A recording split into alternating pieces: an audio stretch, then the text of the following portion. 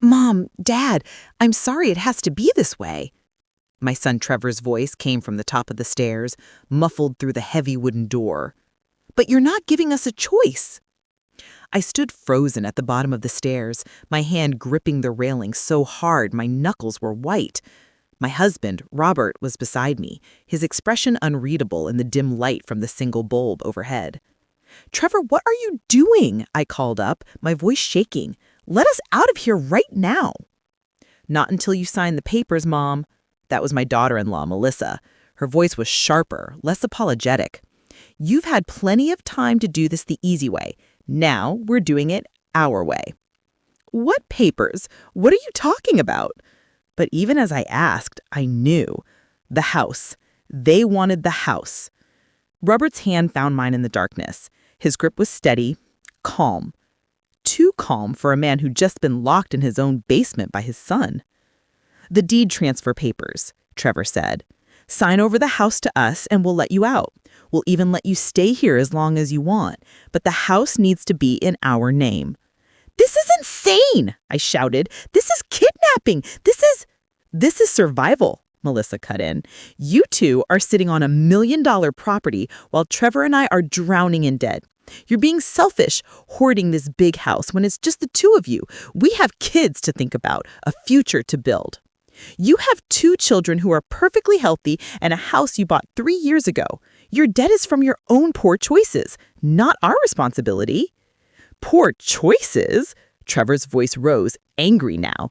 Poor choices like working for your company for 15 years while you paid me peanuts? Poor choices like being loyal to family when I could have made twice as much anywhere else?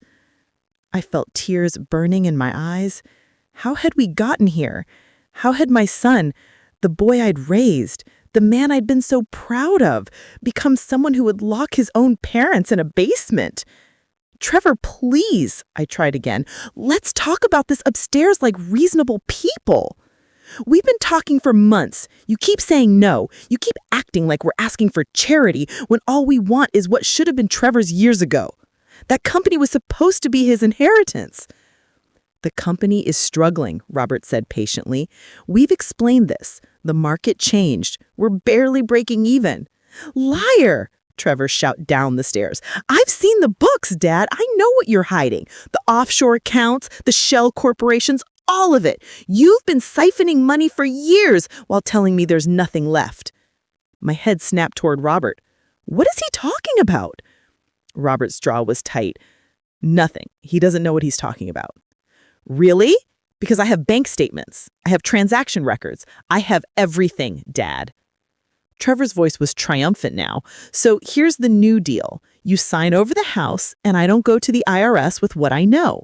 You sign, and we all walk away happy. My world was tilting. Offshore accounts? Shell corporations? Robert? I whispered. Not now, Margaret, he said quietly. There's food and water down there, Melissa called down. We're not monsters, but we're not letting you out until we get what we want. The papers are on the table by the washing machine. There's a pen. Sign them, slide them under the door, and this is all over. And if we don't? Robert asked. Then you stay down there until you do. Trevor's voice was cold. We're prepared to wait as long as it takes. Footsteps moved away from the door above. Then silence. I turned to Robert in the dim light. What did he mean about offshore accounts?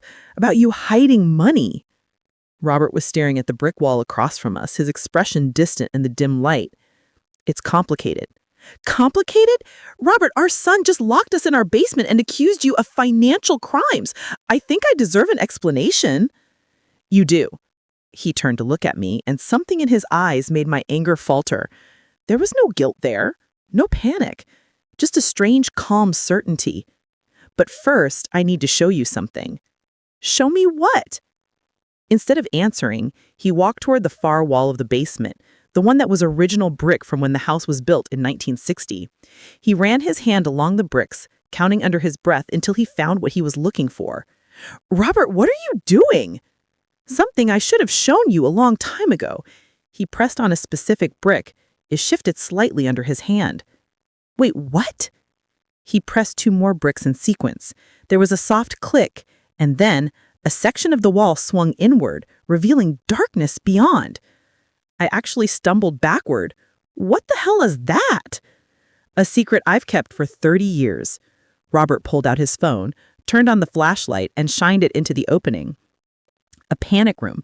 Built it myself back in 1994 during that whole mess with the Kozlov deal. Remember? I did remember. Robert had been working with a business partner, Viktor Kozlov, on a major development deal. It had gone south, turned ugly.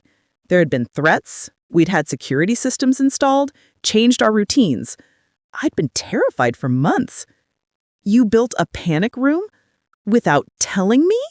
I was going to tell you, but then the Kozlov situation resolved itself. He went back to Russia, the threat stopped, and I figured, why worry you about something we'd never need? He gestured toward the opening, but I kept it maintained, stocked, just in case. Just in case our son locked us in the basement. My voice was shrill with hysteria. Just in case we ever needed a safe place. He held out his hand. Come on, there's something in here you need to see. I stared at him, at the opening in the wall, at this man I'd been married to for 43 years, who apparently had a whole secret room I knew nothing about. Margaret, trust me. Despite everything, the locked door above us, the accusations from Trevor, the revelation of a hidden room, I took his hand. Because in 43 years of marriage, Robert had never once led me into danger. We stepped through the opening, and Robert shined his phone light around. The room was maybe 10 feet by 12 feet, with a low ceiling. One wall was lined with shelves holding water bottles, canned food, and what looked like emergency supplies. There was a small table with 2 chairs, a cot in a corner, and along the opposite wall, an entire setup of computers and monitors, all dark and silent. "What is all this?" I whispered. Robert moved to the computer setup and pressed a button. The monitors flickered to life, bathing the room in blue light.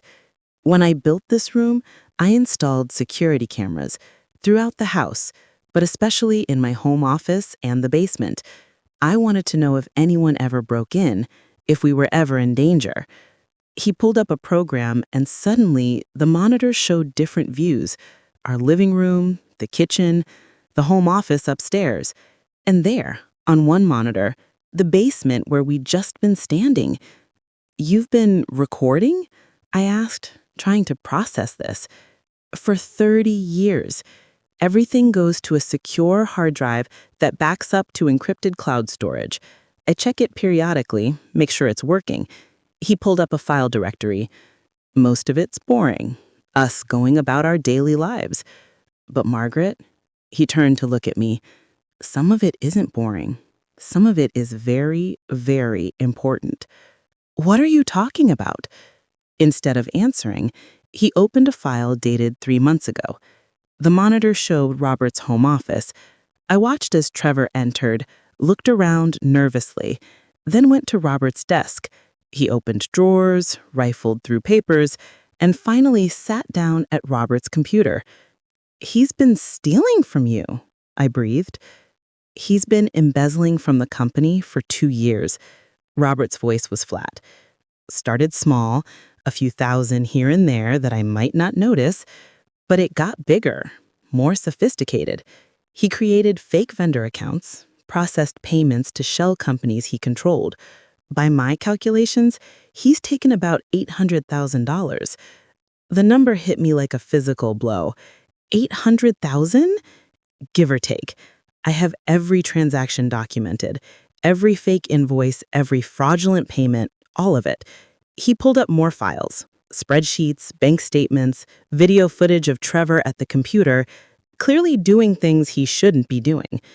"You didn't say anything?" I was trying to breathe through the shock. "Why didn't you confront him?" "Because he's our son." Robert's voice cracked on the last word.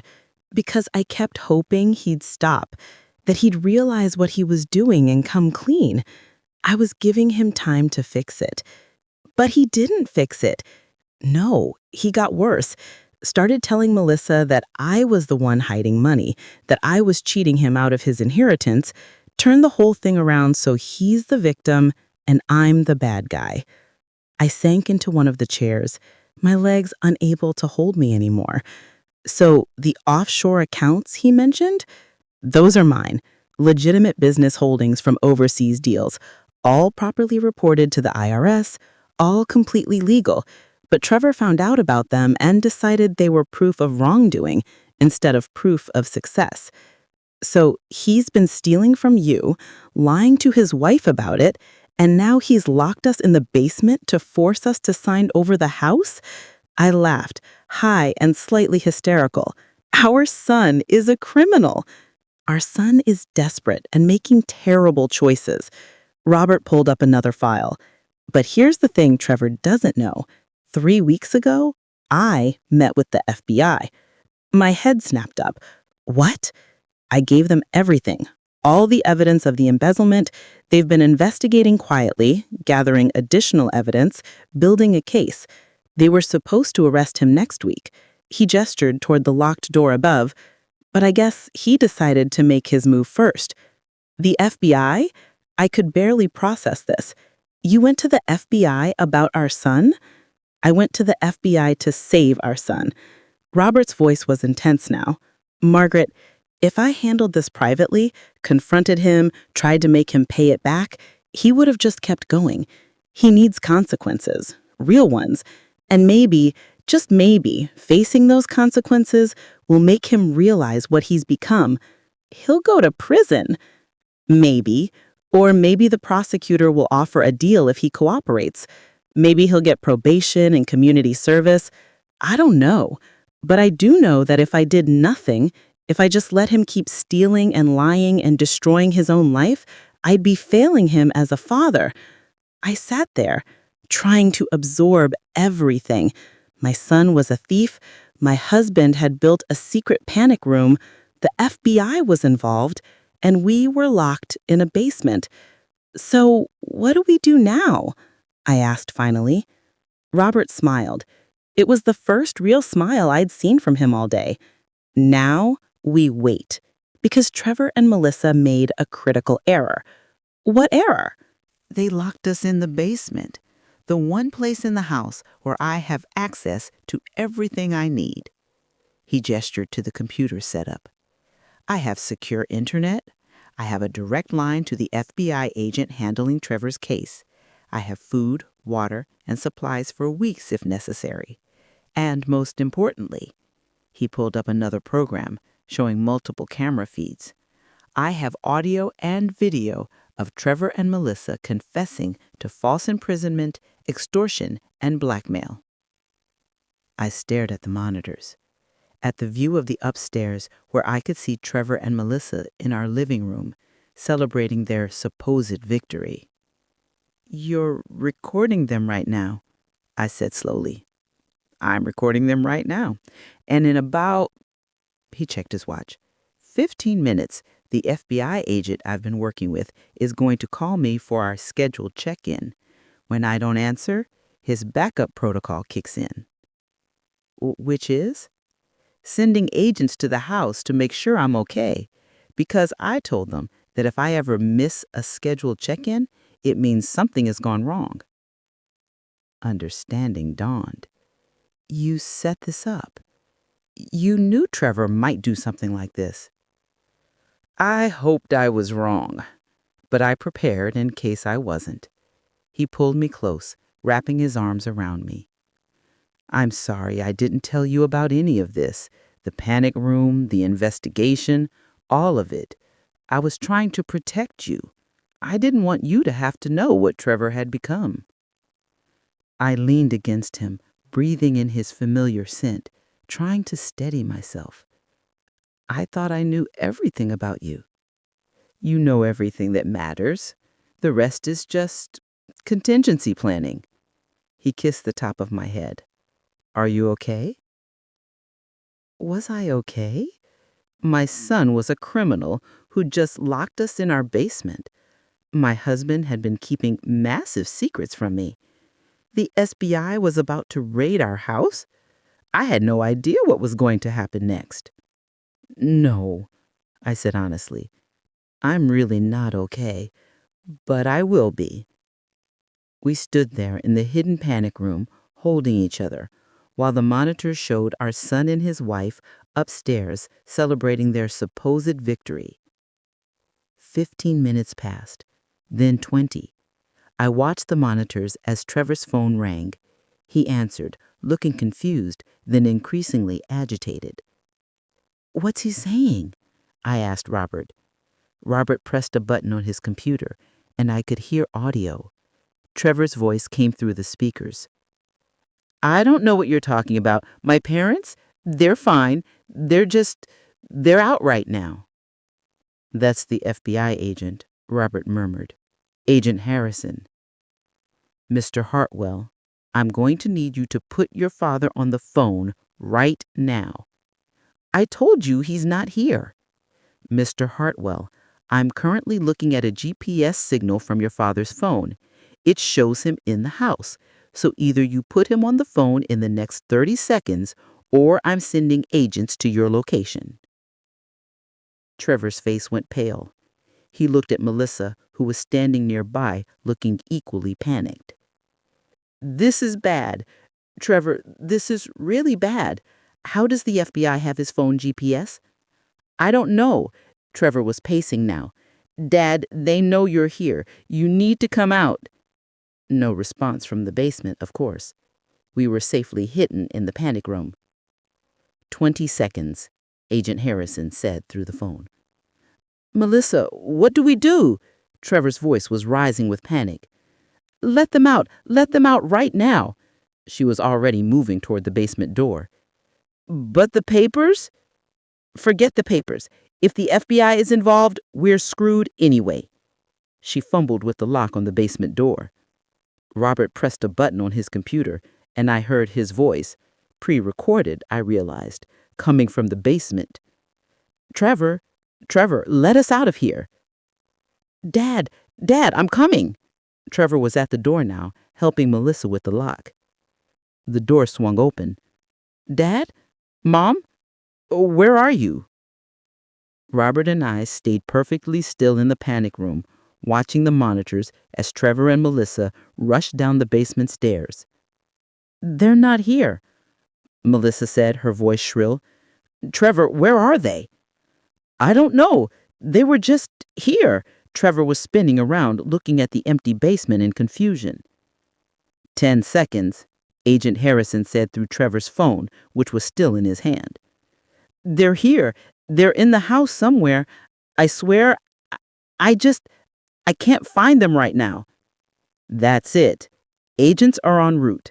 Mr. Hartwell, I strongly suggest you stay exactly where you are." Trevor's hand dropped, the phone slipping from his fingers. "We're so screwed." "What do we do?" Melissa was crying now. "Trevor, what do we do?" "I don't know." He sank down on the basement steps, his head in his hands. Robert looked at me. "Ready?" I took a deep breath. "No, but let's do it anyway." He pressed a button, and the hidden door swung open. We stepped out of the panic room into the main basement. Trevor and Melissa spun around, their faces identical, masks of shock. "Mom? Dad?" Trevor scrambled to his feet. "Where were you? How did you—" He saw the opening in the wall, the panic room beyond. "What is that?" "That," Robert said calmly, "is something I built 30 years ago, and something you just made me very grateful to have." Trevor looked from the panic room to us to his phone on the floor. I could see him putting the pieces together, the GPS, the FBI agent, the fact that we'd been watching everything. "Dad, I can explain." "No." Robert's voice was firm. "You can't explain. There's no explanation that makes what you've done okay, Trevor. You stole from the company. You lied to your wife. And you just locked your parents in a basement and tried to extort us." "I was desperate." Trevor's voice cracked. "You don't understand." "I understand perfectly. You made bad choices. got in over your head. And instead of asking for help, you decided to steal and lie and blame everyone else. Robert moved closer to Trevor. I tried to give you time to make this right. I tried to give you chances, but you just kept digging yourself deeper. The sirens in the distance, getting closer. Melissa grabbed Trevor's arm. We need to run. And go where? Trevor laughed, bitter and broken. They know everything. Dad's been recording everything. There's nowhere to go. The sirens were right outside now. We heard car doors slamming, heavy footsteps on the porch, pounding on the door. FBI, open up. Trevor looked at me, his eyes pleading. Mom, please tell them it was a misunderstanding. Tell them we were just talking, that we didn't really lock you down here. I looked at my son, my boy, the child I'd raised, had been so proud of, and I felt my heart break all over again. I can't lie for you anymore, Trevor. I won't. His face crumpled. The door upstairs burst open. We heard footsteps shouting, "Clear!" as agents swept through the house. "Basement?" someone called. Agent Harrison appeared at the top of the basement stairs, gun drawn, eye scanning the scene. He took in Robert and me, safe and unharmed, Trevor and Melissa standing near the hidden panic room beyond, looking guilty and terrified. "Mr. Hartwell, Mrs. Hartwell, are you all right?" "We're fine, Agent Harrison," Robert said calmly. "Just fine." Harrison holstered his weapon and came down the stairs, 3 other agents following. "Trevor Hartwell." Trevor nodded, unable to speak. "You are under arrest for embezzlement, fraud, and false imprisonment. You have the right to silent remain." I watched as they handcuffed my son, as they read him his rights, as they led him up the stairs, Melissa following in her own set of handcuffs. Trevor looked back at me one last time before they took him away. "Mom, I'm sorry. I'm so sorry." I couldn't speak, could only nod as tears streamed down my face. Then they were gone. The house was suddenly quiet, except for the remaining FBI agents taking statements, photographing the basement, documenting everything. Robert guided me to the basement steps, and we sat down together, his arm around my shoulders, my head on his chest. "We did the right thing," he said quietly. "I know." He needed to face consequences. "I know. Maybe this will finally make him change. Maybe. Or maybe we've lost him forever." Robert didn't answer, because we both knew there was no good answer to that question. We sat there on the basement steps while FBI agents moved around us, processing the scene. The hidden panic room door still open, revealing the space where Robert had prepared for danger 30 years ago. He'd been ready for threats from business rivals, from criminals, from break-ins and violence. I don't think either of us had ever imagined we'd need to be protected from our own son. The house felt empty after the FBI left. Robert and I sat in our living room, the same room where Trevor and Melissa had celebrated just hours earlier, thinking they'd won. The same room where our family had gathered for countless dinners, holidays, celebrations. Now it felt like a crime scene, which technically it was. "I need to call Jack and Emma," I said finally, referring to our grandchildren, Trevor and Melissa's kids, 8 and 6 years old. "They need to know what happened before they hear it from someone else." Robert nodded. "What are we going to tell them?" "The truth. An age-appropriate version, but the truth." I pulled out my phone, then hesitated. "Where are they right now? Are they with Melissa's sister?" "I think so. That's where they usually go when Trevor and Melissa have date night." Date night? They'd planned this, had arranged childcare so they could lock us in the basement and extort us. The premeditation of it made me feel sick. I called Melissa's sister, Amanda. She answered on the second ring. "Margaret? Hi, is everything okay? Melissa was supposed to pick up the kids an hour ago, but she hasn't answered her phone." I took a deep breath. Amanda, something's happened.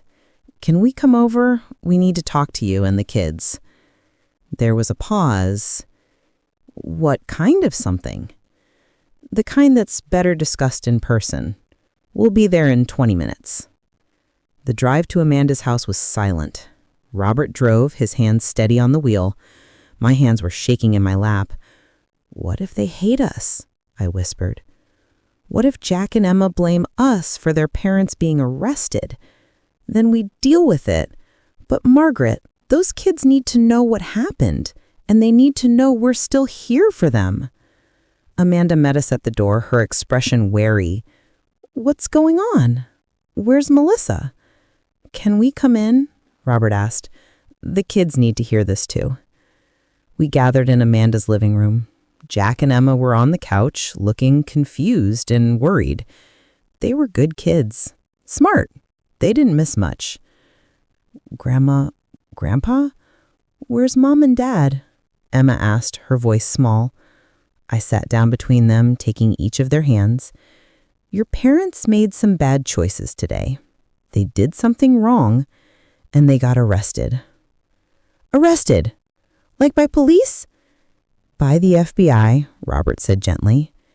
Your dad has been taking money from our company that didn't belong to him. And today, he and your mom locked Grandma and me in the basement and tried to make us sign papers we didn't want to sign. That's not true. Jack was on his feet, his face red. Dad wouldn't do that. You're lying. Jack, Amanda started. No, they're lying about Dad. Dad said Grandpa was the one stealing. He said Grandpa was the bad guy. I felt tears burning in my eyes. I know that's what your dad told you. But honey, it's not true. Your dad was the one taking money. And we have proof. What kind of proof? Jack demanded. Robert pulled out his phone and showed Jack the spreadsheets, the bank records. Jack was only 8, but he was smart enough to understand numbers, to see the patterns. Dad's been taking money from the company. A lot of money.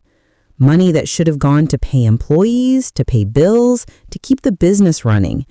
And when I found out, instead of apologizing and trying to fix it, he tried to blame me. Jack stared at the phone, his face crumbling. But why? Why would Dad steal? Because your parents have been having money problems, I said gently, and instead of asking for help the right way, your dad made very bad choices. Where are they now? Emma asked, tears streaming down her face. They're at the FBI office, being processed. They'll probably be released tomorrow, but there will be court dates. Your dad will have to face consequences for what he did. Will he go to jail? Emma's voice was barely a whisper. I don't know, answered honestly. Maybe. Or maybe he'll get probation. It depends on a lot of things.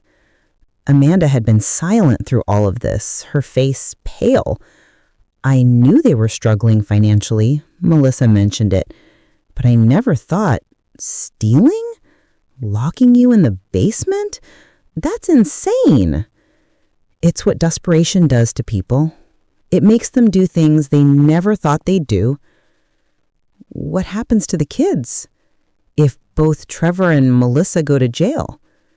The question hung in the air. I looked at Jack and Emma, these beautiful children who just had their world turned upside down. They come live with us, I said firmly, if it comes to that. We're their grandparents. We'll take care of them. You want us? Emma asked, her voice small. Even though Mom and Dad did bad things? Sweetheart, you didn't do anything wrong. Neither did Jack. We love you both so much. None of this is your fault. I pulled her into a hug, feeling her small body shake with sobs. Jack stood apart, his arms crossed, his face hard. If you send Dad to jail, I'll never forgive you. The words hit like a slap. But I understood. He was 8. His dad was his hero. How could I expect him to understand the complexity of what Trevor had done? That's okay, I said quietly. You don't have to forgive us right now. You just need to know that we love you and we're here for you, no matter what. Jack didn't respond, just turned and walked out of the room. We stayed at Amanda's for another hour, making arrangements. The kids would stay there for now, while we figured out what came next. Amanda agreed to bring them to our house the next day so they could see their parents were okay, so we could start processing this as a family. When we finally got home, it was after midnight. The house was dark, quiet. Robert turned on lights as we moved through, chasing away shadows. I need to check the panic room, he said. Make sure all the recordings uploaded properly. I followed him down to the basement. The hidden door was still open, the panic room exactly as we'd left it.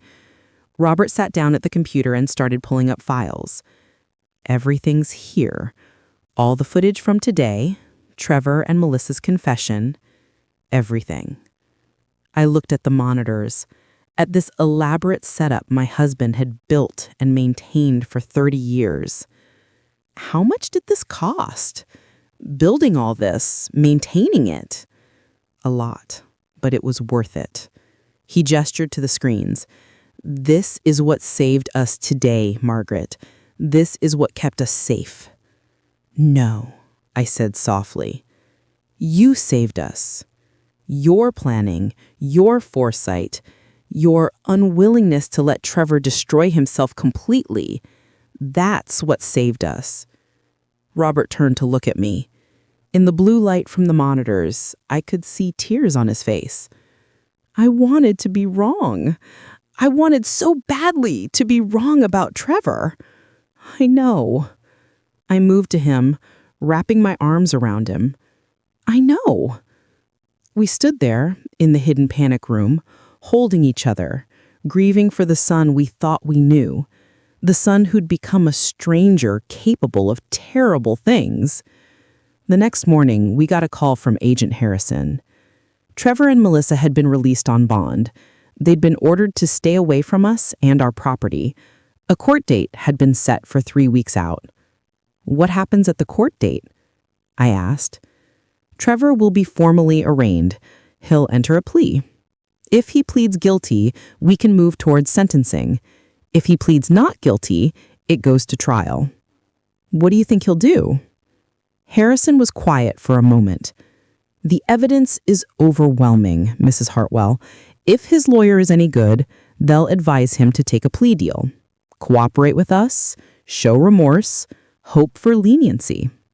After we hung up, Robert and I sat at the kitchen table, drinking coffee in silence.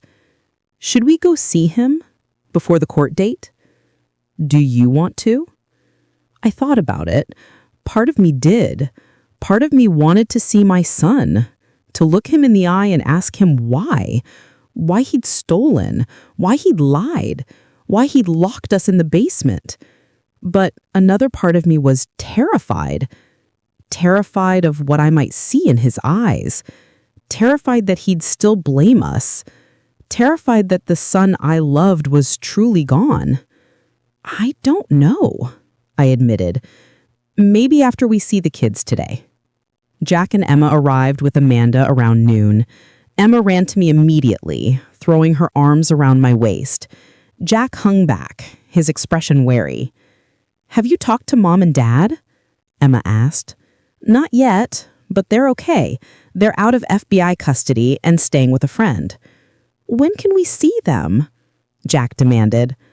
I don't know. That's not up to us. Robert crouched down to Jack's eye level. Your parents have to follow certain rules right now. One of those rules is that they can't come here because you're trying to keep them away from us, Jack accused. No, I said firmly, because they broke the law and there are consequences. We're not keeping them from you. The court is. We spent the afternoon trying to make things feel normal. Robert played basketball with Jack in the driveway while Emma and I baked cookies. But nothing felt normal. Everything was strained, forced, wrong. That evening, after Amanda took the kids home, Robert got another call from Agent Harrison. "We have a problem," Harrison said, his voice tense. "Trevor contacted someone he shouldn't have." "What do you mean?" "He reached out to a business associate, someone we believe is connected to organized crime. We think he's trying to gather money for his legal defense, maybe for bail if it gets revoked. But, Mr. Hartwell, if he's getting involved with these people, it's dangerous." Robert understood. After Harrison hung up, Robert looked at me. "He's making it worse. He's still making it worse." "We need to talk to him," I said, "before he does something he can't come back from." We called Trevor's cell phone. It rang 4 times before he answered. "Dad? Trevor, we need to talk, in person." There was a long pause. "I'm not supposed to have contact with you." "I know, but we need to do this anyway. Tomorrow. Neutral location, just the 4 of us." Another pause. Then, "The coffee shop on Riverside, 10 a.m. "We'll be there." The coffee shop was busy the next morning, full of people starting their day, completely unaware of the drama unfolding in the corner booth where Trevor, Melissa, Robert, and I sat. Trevor looked terrible. His eyes were bloodshot, his clothes were rumpled. Melissa wasn't much better. "Why are we here?" Trevor asked, his voice flat. "Because you're about to make everything worse," Robert said. "Harrison called me last night. We know you reached out to Romano." Trevor's expression flickered. "I don't know what you're talking about." "Don't lie to us. Not anymore." I leaned forward. "Trevor, whatever you think Romano can do for you, it's not worth it. Those people are dangerous." "I need money for a lawyer, a good lawyer. The public defender isn't going to keep me out of prison." "And you think borrowing from organized crime is a solution?" Robert's voice rose. "Trevor, that's insane." "What else am I supposed to do?" Trevor's voice broke. "I'm looking at 10 years in federal prison, Dad. 10 years. I'll lose everything. My kids will grow up without me. Melissa will leave. Everything I've worked for, everything I am, it'll all be gone." "Then take responsibility," I said. "Cooperate with the FBI. Show remorse. Make a deal. Don't make this worse by getting involved with criminals." "I am a criminal." Trevor laughed, bitter and broken. "That's what you keep telling me, right? I'm a thief, a liar, a criminal. So why not go all in?" "Because you're also a father," Robert said quietly. "And those kids need you to be better than this." "Those kids are going to hate me no matter what I do." "Jack already hates us. He blames us for what happened to you. But Emma, she still loves you. She still believes in you. Don't throw that away." Trevor was crying now, silent tears running down his face. "I never meant for any of this to happen. I got in over my head. The medical bills when Jack was sick, they were massive. Insurance didn't cover half of it. Then the mortgage, the car payments, everything just kept piling up. And I looked at you two, living in this huge house, and I thought, why should I struggle when you have so much?" "So you stole," Robert said. "I borrowed," Trevor insisted. "I was going to pay it back. I just needed time, needed to get on my feet, and then I'd return every penny." "That's not how it works, Trevor. You took money that wasn't yours. That's theft, not borrowing." "I know." Trevor's voice was barely a whisper. "I know what I did, and I know I can't fix it. But Dad, if I go to prison, I won't survive it. I won't." Melissa reached for Trevor's hand. "We'll figure it out," she said quietly. "We'll get through this. It was the first time I'd seen her show any real support for Trevor since this started. Maybe she'd been in denial. Maybe she'd been angry. But now, looking at her husband falling apart, she was trying to be strong. "The FBI offered a deal," Robert said. "Harrison told me, if you cooperate fully, testify about any other financial irregularities you've witnessed, show complete remorse, they'll recommend 5 years instead of 10. Trevor looked up sharply. 5 years is still 5 years. It's also 5 years less. And with good behavior, you'd probably serve 3. Jack and Emma would still be young when you got out. You'd still have a chance to be their father. And what do I have to do for this deal? Tell them everything. Everyone you worked with, every transaction, every fake invoice. Complete transparency. And you have to plead guilty, show remorse, and pay back what you can. I don't have the money to pay it back. Then you work out a payment plan. Get a job when you get out, use your wages to pay restitution. It'll take years, maybe decades, but you do it. You make it right." Trevor looked at Melissa. "What do you think?" "I think your dad is right. I think fighting this will only make it worse. The evidence is overwhelming, Trevor. We saw some of it. The videos, the bank statements, they have everything. So I just give up? Admit I'm a criminal and let them lock me away?" Trevor sat there for a long moment, processing.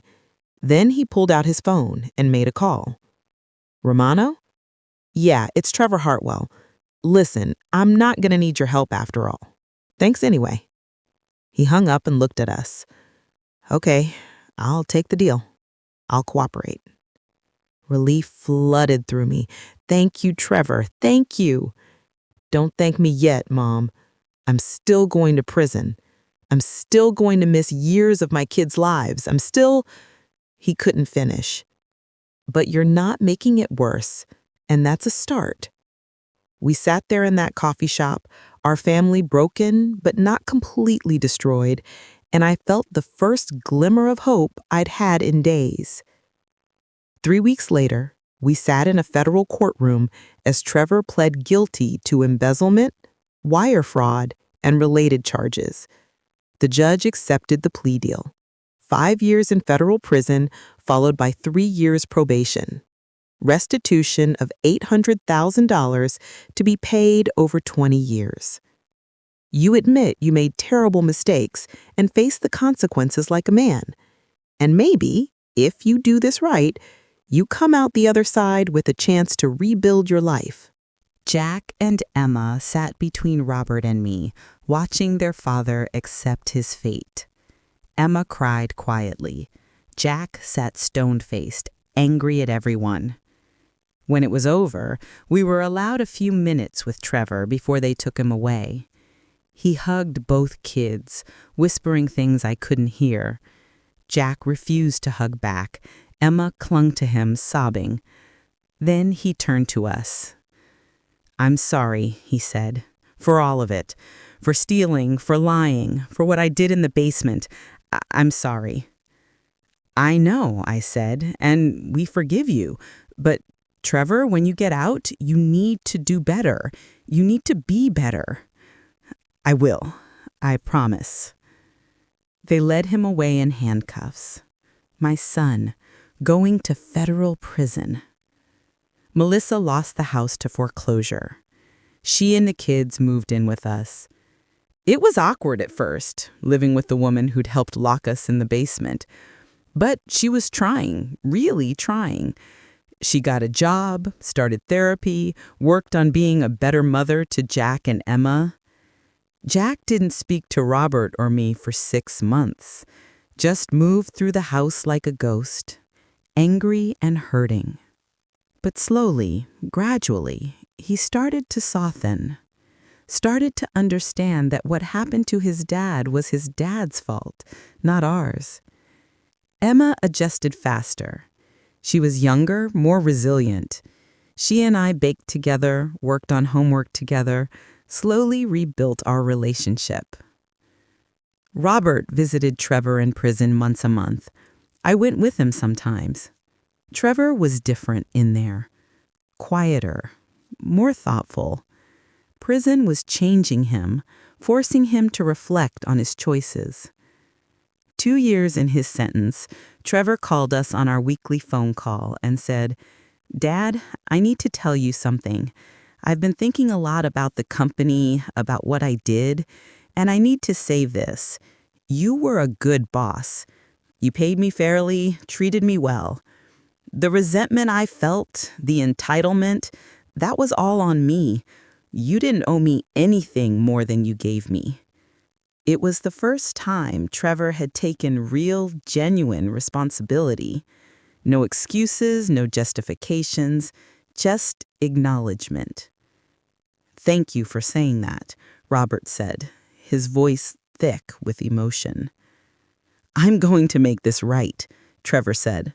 "When I get out, I'm going to work hard, pay back every penny, and be the father Jack and Emma deserve, the son you both deserved." 3 years into his sentence, Trevor was released early for good behavior. He came home to a family that had learned to function without him, but was willing to make space for him again. He got a job in construction, manual labor, long hours, honest work. Every paycheck, a portion went to restitution. He attended therapy, went to support groups for people rebuilding their lives after prison. Jack was 11 now, Emma was 9. The first time Trevor picked them up from school in his used truck, wearing work clothes and a humble smile, I watched from the window and cried. It wasn't the life I'd imagined for my son, not the success story I dreamed of, but it was honest, real, and maybe that was worth more. One evening, about 6 months after Trevor's release, the whole family gathered at our house for dinner. Trevor, Melissa, Jack, Emma, Robert, and me, sitting around the table, passing dishes, talking about our days. It felt almost normal. After dinner, Trevor asked Robert and me to come down to the basement. He said, "I want to see it, the panic room, if that's okay." Robert looked at me. I nodded. We went downstairs, and Robert opened the hidden door. Trevor stepped inside, looking at the computers, the supplies, the evidence of his father's meticulous planning. "You really were ready for anything, weren't you?" "I tried to be." "Including your own son turning into a criminal?" "I was hoping I'd never need to use any of this against you, but I couldn't let you destroy yourself completely." Trevor turned to look at Robert. "I used to resent this room. When Harrison told me about it, about how long you'd been recording everything, I felt so betrayed, like you'd been spying on me, waiting for me to screw up." "That's not what it was." I know that now. You were protecting the family, the business, yourself. And when I forced your hand, you used the tools you had to save me from myself." Trevor's voice cracked. "You could have just let me spiral, let me get in deeper with Romano, let me make even worse choices. But you didn't. You stepped in, even though it meant sending me to prison." "You're my son. I had to try to save you." "You did save me, just not the way I wanted." Trevor looked around the panic room one more time. "Can I ask you something?" "Anything." Are you going to keep this? The panic room, the surveillance, all of it? Robert thought for a moment. "I don't know. Do you think I should?" "Yeah," Trevor said quietly. "Yeah, I think you should. Because families are complicated, Dad. People make mistakes. And sometimes having a backup plan, having evidence, having a way to protect yourself, that's not paranoia, that's just being smart."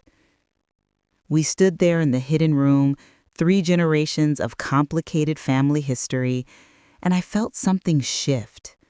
Not forgiveness, exactly, not absolution, but understanding.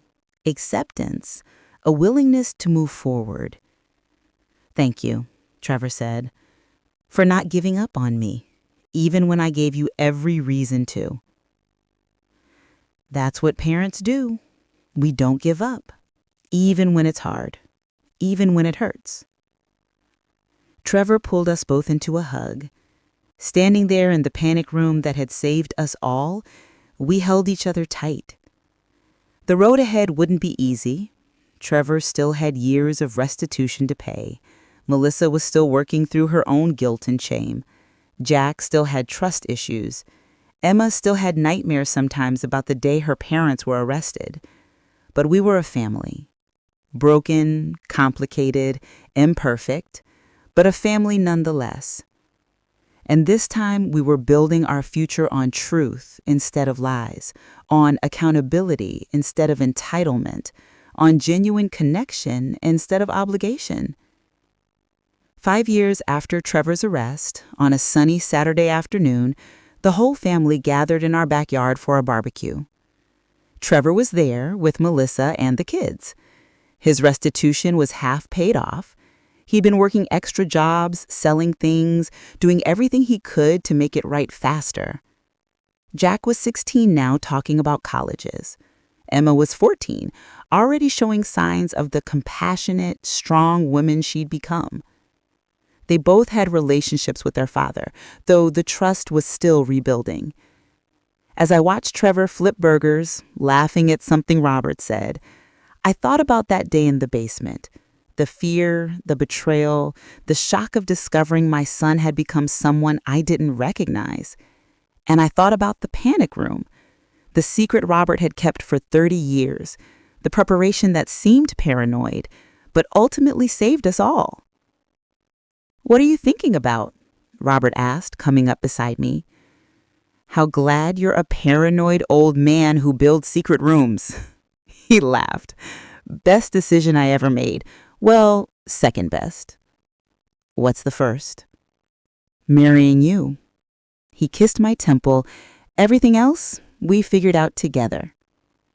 I leaned into him, watching our family, complicated, imperfect, but ours, and felt grateful for second chances, for hard lessons learned, for the strength to demand better from the people we love, and yes, for panic rooms. Because sometimes when family goes sideways, you need a safe place to regroup and remember who you are. We never know what we'll need to protect ourselves from. Sometimes it's business rivals or criminals or danger from the outside. And sometimes it's the people we love most who need saving from themselves.